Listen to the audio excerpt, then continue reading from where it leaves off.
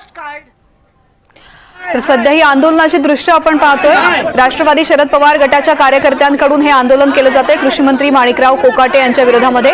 रोहित पवार यांनी कृषी मंत्री माणिकराव कोकाटे यांचा व्हिडिओ कॉल ट्विट केल्यानंतर मोठ्या प्रमाणात टीका होऊ लागलेली आहे। कृषी मंत्र्यांच्या राजीनाम्याची सुद्धा मागणी केली जाते। राष्ट्रवादी शरद पवार गटाकडून सुद्धा कृषी मंत्र्यांच्या राजीनाम्याची मागणी केली जाते आणि याच अनुषंगाने हे आंदोलन सध्या मुंबईमध्ये सुरू आहे। राष्ट्रवादीचे आंदोलनकर्त्यांना पोलिसांनी ताब्यात घेतलेलं आहे, ती दृश्य आता आपण पाहतोय। शरद पवार गटाचं मुंबईमध्ये हे आंदोलन सुरू आहे कृषी मंत्र्यांच्या विरोधामध्ये आणि त्याच दृष्टीनं या आधीच पोलिसांनी बंदोबस्तात सुद्धा वाढ केलेली होती। जुई जाधव सध्या या संदर्भातली माहिती देतात। जुई, काय घडतंय सध्या? आपण पाहतोय की पोलिसांनी शरदचंद्र पवार यांचा राष्ट्रवादी जे आहे त्यांच्या कार्यकर्त्यांना ताब्यात घेतलं आहे। कारण का सकाळी जिल्हाधिकारी कार्यालयावर हे सगळेजण मोर्चा करण्यासाठी आले होते।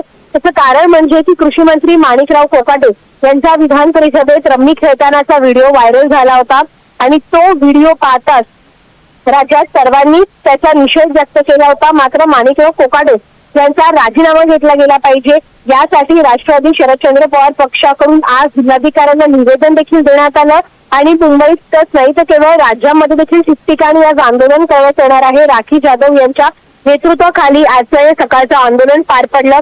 गळ्यामध्ये पत्त्यांचा हार घेऊन सर्व कार्यकर्ते आले होते आणि आपण पाहतोय पोलिसांचा कडक बंदोबस्त देखील जिल्हाधिकारी कार्यालयाजवळ लावण्यात आला होता। मात्र सर्वांना आता पोलिसांनी ताब्यात घेतलं आहे आणि माणिकराव कोकाटे यांचा राजीनामा राज्य सरकारने घ्यावा यासाठी राष्ट्रवादी शरदचंद्र पवार पक्ष आणि महाविकास आघाडी आग्रही झालेली पाहायला मिळते।